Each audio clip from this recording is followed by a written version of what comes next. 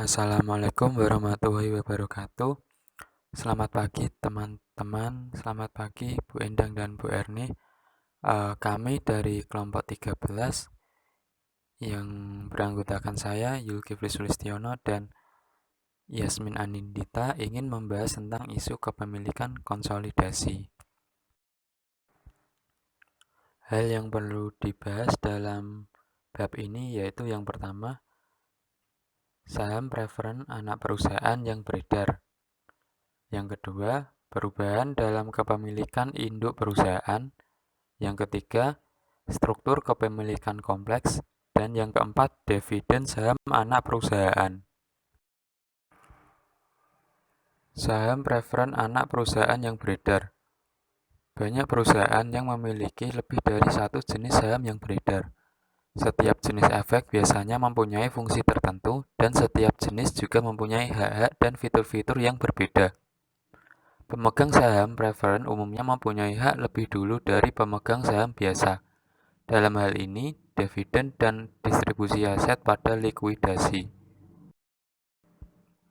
Konsolidasi dengan saham preferen anak perusahaan yang beredar.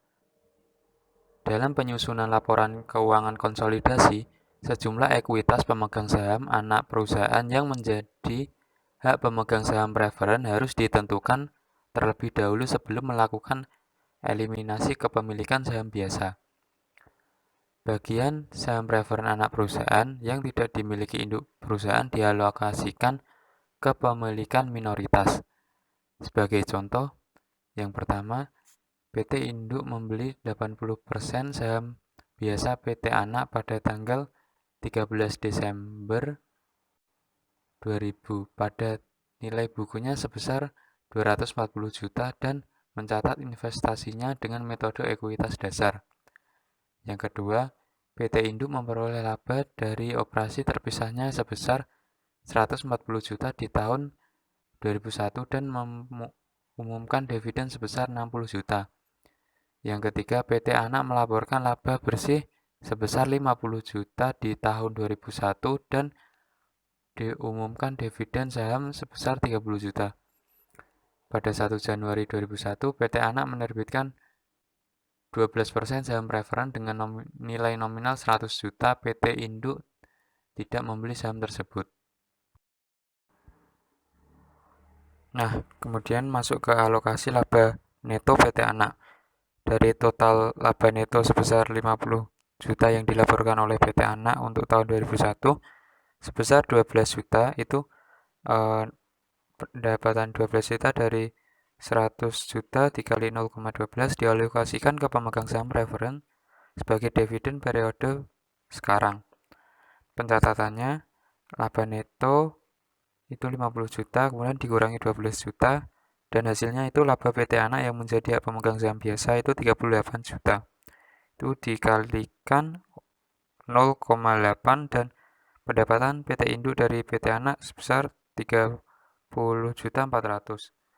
Kemudian laba yang dialokasikan ke kepemilikan minoritas untuk tahun 2001 adalah total dividen preferen PT Anak dan bagian 20% pemegang saham biasa minoritas PT Anak sebesar 38 juta dari sisa laba setelah dikurangi dividen preferen.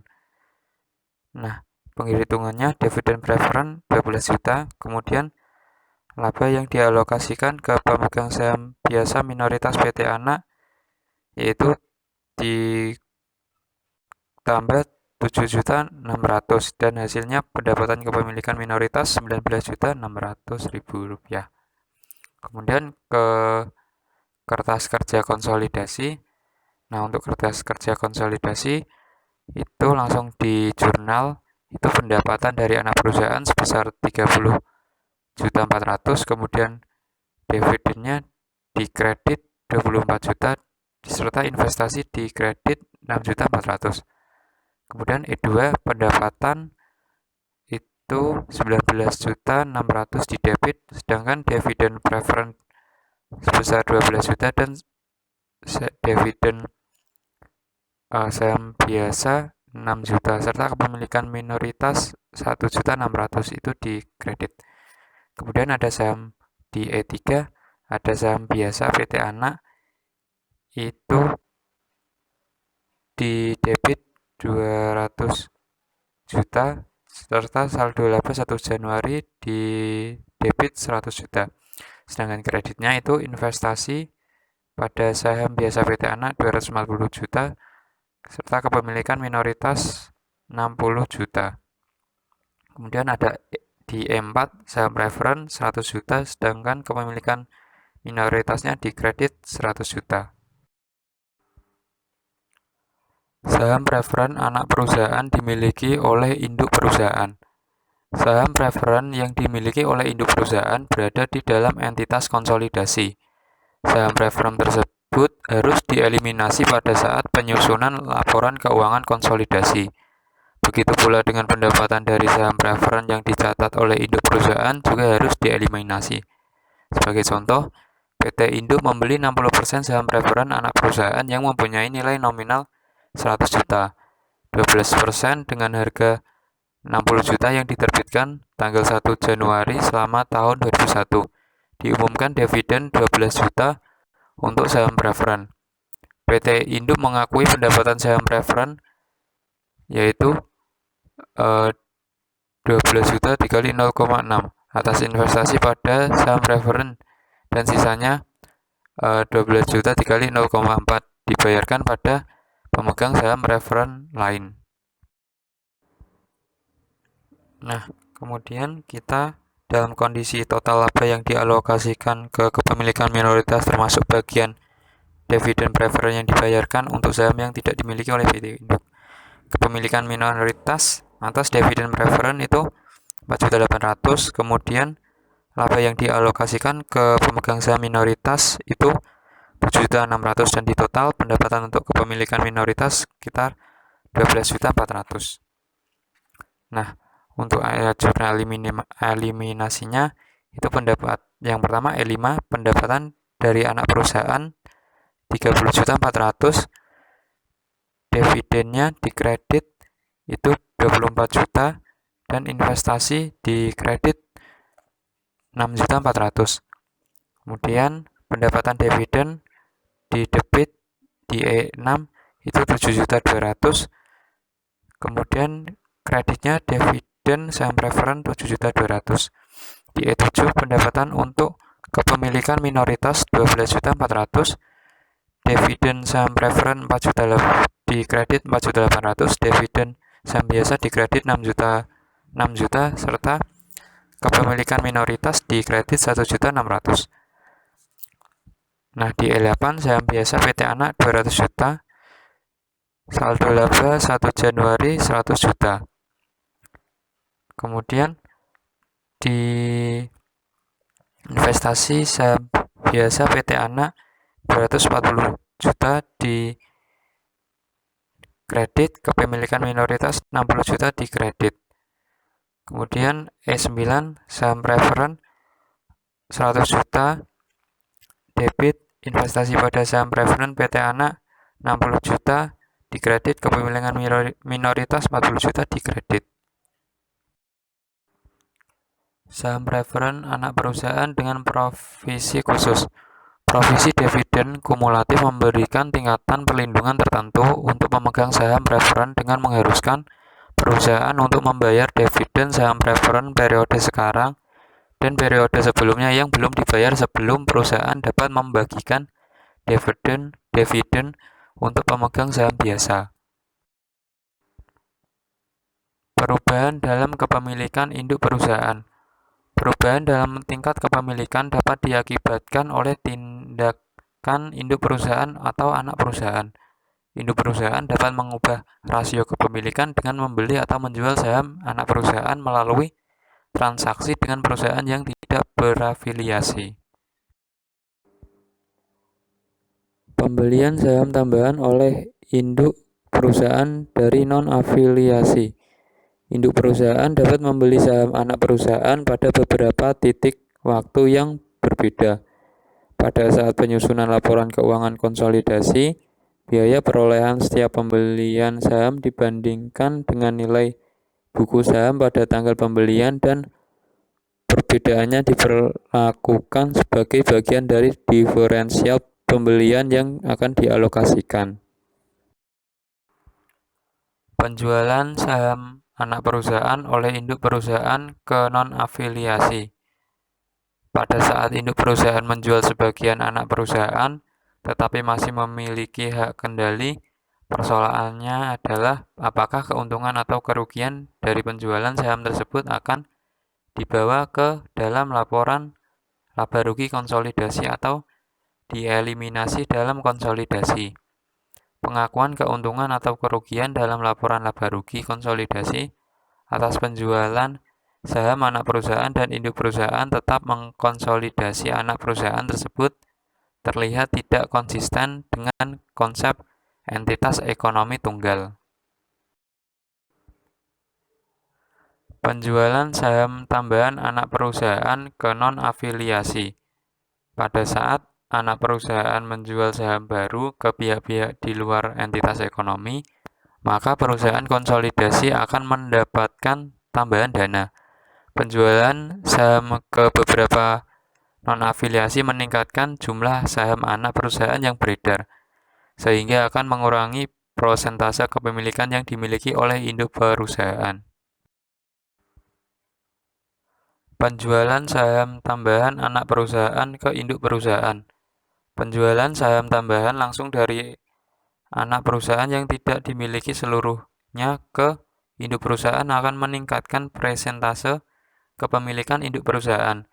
Jika penjualan terjadi pada harga sama dengan nilai buku saham yang ada, peningkatan dalam akun investasi induk perusahaan sama dengan peningkatan dalam ekuitas pemegang saham anak perusahaan. Pembelian saham anak perusahaan dari induk perusahaan. Anak perusahaan dapat mengurangi jumlah saham beredar dengan pembelian saham dari induk perusahaan maupun dari pemegang saham non-pengendali. Dalam praktiknya, pembelian saham dari induk perusahaan yang terjadi, induk perusahaan biasanya mengurangi kepemilikan anak di perusahaan dengan menjual sebagian kepemilikan ke non-afiliasi untuk mendapatkan dana tambahan. Selanjutnya yaitu ada pembelian saham anak perusahaan dari non-afiliasi. Walaupun induk perusahaan bukan pihak yang terlibat langsung, pada saat anak perusahaan membeli saham diperoleh kembali dari pemegang saham minoritas, ekuitas induk perusahaan atas aset neto anak perusahaan dapat mengalami perubahan karena adanya transaksi tersebut. Jika hal ini terjadi, jumlah perubahan tersebut harus diakui dalam penyusunan laporan keuangan konsolidasi. Subbab yang selanjutnya yaitu adalah struktur kepemilikan kompleks. Standar pelaporan yang berlaku mengharuskan penyusunan laporan keuangan konsolidasi jika satu perusahaan mempunyai pengendalian langsung atau tidak langsung atas perusahaan lain. Terdapat 3 bentuk struktur kepemilikan alternatif. Yang pertama yaitu adalah kepemilikan langsung. Induk perusahaan mempunyai kepemilikan pengendali pada setiap anak perusahaan. Kemudian yang kedua adalah kepemilikan bertingkat. Induk perusahaan hanya mempunyai pengendalian tidak langsung atas perusahaan yang dikendalikan oleh anak perusahaan. Dan yang ketiga yaitu kepemilikan timbal balik. Induk perusahaan memiliki mayoritas saham biasa anak perusahaan dan anak perusahaan memiliki sebagian saham biasa induk perusahaan. Nah, selanjutnya ini merupakan bagian dari 3 struktur kepemilikan yang berbeda. Yang pertama yaitu kepemilikan langsung. Perusahaan A memiliki kepemilikan pengendali pada setiap anak perusahaan, yaitu perusahaan B dan juga perusahaan C. Kemudian yang kedua yaitu kepemilikan bertingkat. Perusahaan A memiliki pengendalian langsung pada perusahaan B, namun hanya mempunyai pengendalian tidak langsung pada perusahaan C. Dan yang ketiga, kepemilikan timbal balik. Perusahaan A dan perusahaan B saling memiliki timbal balik, yaitu dengan induk perusahaan memiliki mayoritas saham biasa anak perusahaan dan anak perusahaan memiliki sebagian saham biasa induk perusahaan. Selanjutnya yaitu adalah kepemilikan dan pengendalian bertingkat. Dalam banyak kasus, perusahaan mendirikan tingkatan perusahaan yang bertingkat untuk menjalankan operasi yang terdiversifikasi. Kompleksitas proses konsolidasi meningkat seiring dengan penambahan tingkatan kepemilikan. Jumlah laba dan aset bersih yang dialokasikan ke pemegang saham non-pengendali dan jumlah keuntungan dan kerugian belum direalisasi yang harus dieliminasi harus ditentukan untuk setiap tingkat kepemilikan. Nah, sebagai ilustrasi atau contoh dari konsolidasi kepemilikan bertingkat, yang pertama diasumsikan bahwa PT Induk membeli 80% saham biasa PT Anak pada tanggal 31 Desember 2000 pada nilai bukunya sebesar 240 juta rupiah. Pada tanggal tersebut, kepentingan non-pengendali PT Anak sebesar 20% memiliki nilai wajar sebesar 60 juta. Kemudian, yang kedua, PT Anak membeli 90% saham biasa PT Bahtera pada tanggal 1 Januari 2001 pada nilai bukunya sebesar 162 juta rupiah. Pada tanggal tersebut, kepentingan non-pengendali PT Anak sebesar 10% memiliki nilai wajar sebesar 18 juta rupiah. Pada tanggal akuisisi, PT Bahtera mempunyai saham biasa sebesar 100 juta rupiah dan saldo laba sebesar 80 juta rupiah. Dan yang ketiga, selama tahun 2001, PT Bahtera melaporkan laba neto sebesar 10 juta rupiah dan umumkan dividen sebesar 8 juta rupiah. PT Anak melaporkan laba operasi terpisah 50 juta rupiah dan umumkan dividen sebesar 30 juta rupiah. Nah, selanjutnya untuk perhitungannya yaitu laba operasi PT Induk sebesar 140 juta, kemudian PT Anak 50 juta, dan PT Bahtera 10 juta. Untuk laba dari PT Bahtera untuk PT Anak 9 juta dan kepemilikan non-pengendali 1 juta.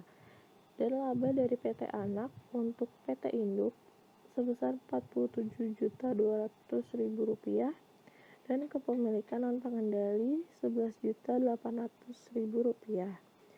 Sehingga untuk laba bersihnya PT Induk sebesar 187.200.000 rupiah, PT Anak 59 juta, PT Bahtera 10 juta, dan kepemilikan non-pengendali sebesar 12.800.000 rupiah. Laba bersih konsolidasi sama dengan laba bersih metode ekuitas PT Induk dan dapat diverifikasi dengan menjumlahkan total laba operasi dari ketiga perusahaan dan mengurangi kepentingan non-pengendali. Untuk laba operasi PT Induk 140 juta, PT Anak 50 juta, PT Bahtera 10 juta. Untuk total laba terpisah yaitu sebesar 200 juta rupiah. Kemudian kepentingan non-pengendali pada PT Bahtera 1 juta rupiah yang didapat dari 10 juta dikali 10%. Kemudian PT Anak sebesar 11.800.000 yang didapat dari 59 juta dikali 20%. Sehingga untuk total kepentingan non-pengendali yaitu 12.800.000. Kemudian untuk laba bersih konsolidasi totalnya sebesar 187.200.000 rupiah. Selanjutnya, ini merupakan kertas kerja konsolidasi pada tahun pertama setelah kombinasi bisnis kepemilikan langsung dan tidak langsung. Ayat jurnal eliminasi terkait dengan investasi PT Anak di PT Bahtera dimasukkan terlebih dahulu. Untuk jurnalnya, yang pertama yaitu mengeliminasi pendapatan dari PT Bahtera, yaitu pendapatan dari PT Bahtera sebesar 9 juta di debit, kemudian dividen diumumkan sebesar 7.200.000 di kredit, dan investasi pada saham PT Bahtera sebesar 1.800.000 di kredit. Kemudian untuk jurnal mengalokasikan laba ke pemegang saham non-pengendali PT Bahtera, yaitu pendapatan untuk kepentingan non-pengendali di debit sebesar 1 juta, kemudian dividen diumumkan di kredit sebesar 800.000, dan kepentingan non-pengendali di kredit sebesar 200.000. Kemudian untuk jurnal mengeliminasi investasi pada saham biasa PT Bahtera, yaitu untuk saham biasa PT Bahtera di debit sebesar 100 juta rupiah, kemudian saldo laba 1 Januari di debit 80 juta rupiah, investasi pada saham biasa PT Bahtera di kredit sebesar 162 juta rupiah, dan kepentingan non-pengendali di kredit sebesar 18 juta rupiah. Berikutnya, eliminasi terkait dengan PT Anak dimasukkan ke dalam kertas kerja. Untuk mengeliminasi laba dari PT Anak, jurnalnya yaitu pendapatan dari PT Anak di debit sebesar 47.200.000, kemudian dividen diumumkan di kredit sebesar 24 juta, kemudian investasi pada saham PT Anak di kredit sebesar 23.200.000. Selanjutnya untuk jurnal mengalokasikan laba ke kepentingan non-pengendali PT Anak, yaitu laba untuk kepentingan non-pengendali di debit sebesar 11.800.000 rupiah, kemudian dividen diumumkan di kredit sebesar 6 juta, dan kepentingan non-pengendali di kredit sebesar 5.800.000.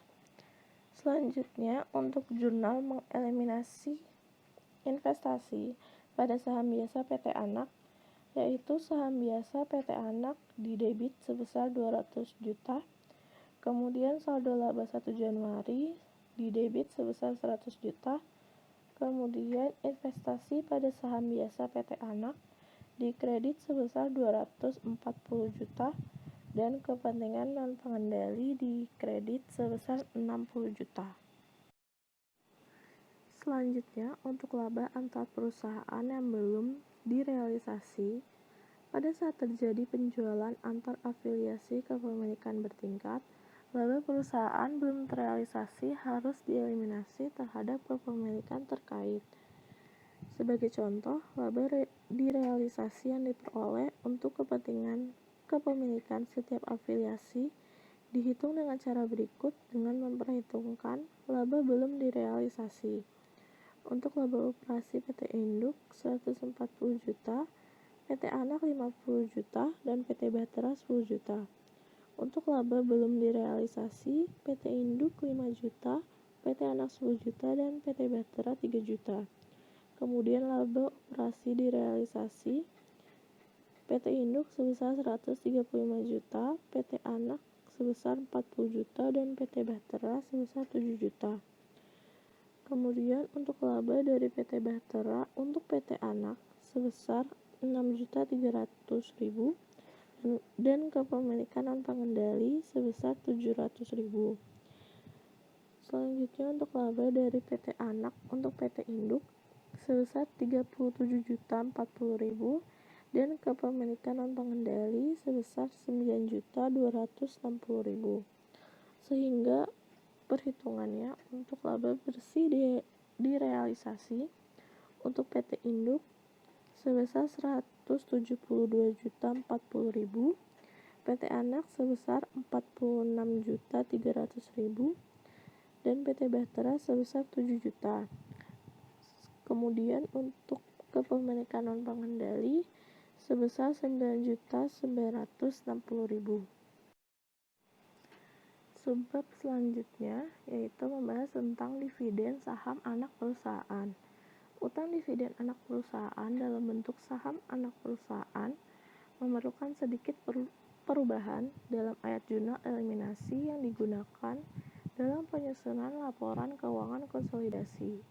Karena dividen saham diterbitkan secara proporsional untuk semua pemegang saham biasa, kepemilikan relatif dari pemegang saham pengendali dan non-pengendali tetap tidak berubah.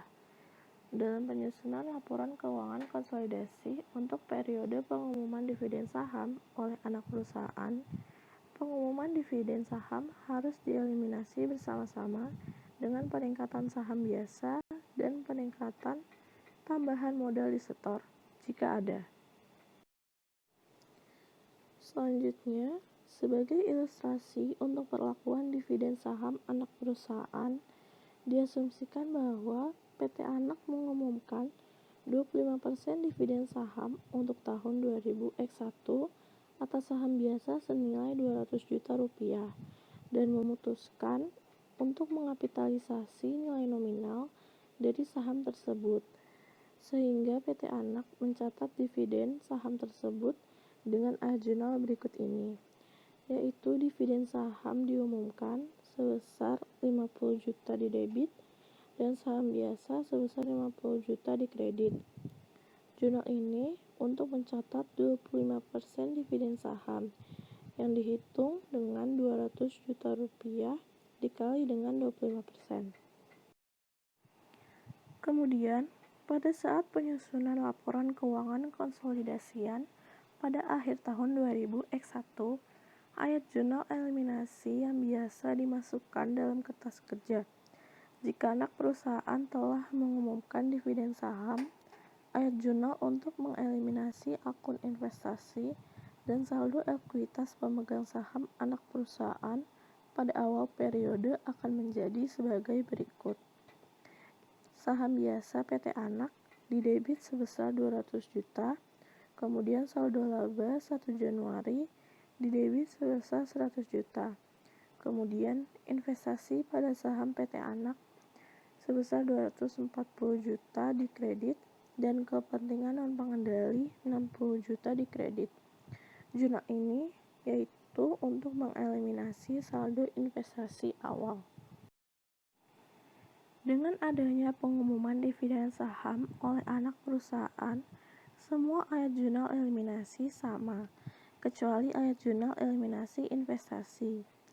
Ayat jurnal E42 diubah menjadi sebagai berikut, yaitu saham biasa PT Anak sebesar 250 juta di debit, saldo laba 1 Januari 100 juta di debit, kemudian investasi pada saham PT Anak 240 juta di kredit, kepentingan non-pengendali 60 juta di kredit, dan dividen saham diumumkan 50 juta di kredit. Jurnal ini untuk mengeliminasi saldo investasi awal. Selanjutnya yaitu pengaruh terhadap periode-periode berikutnya. Pada akhir tahun 2001, pengumuman dividen saham telah ditutup dan menjadi akun saldo laba anak perusahaan, serta tidak muncul secara terpisah dalam laporan keuangan pada periode-periode berikutnya. Dividen saham mengakibatkan saldo saham biasa lebih tinggi 50 juta rupiah dan saldo laba lebih rendah 50 juta rupiah pada pembukuan anak perusahaan dibandingkan jika tidak ada dividen saham.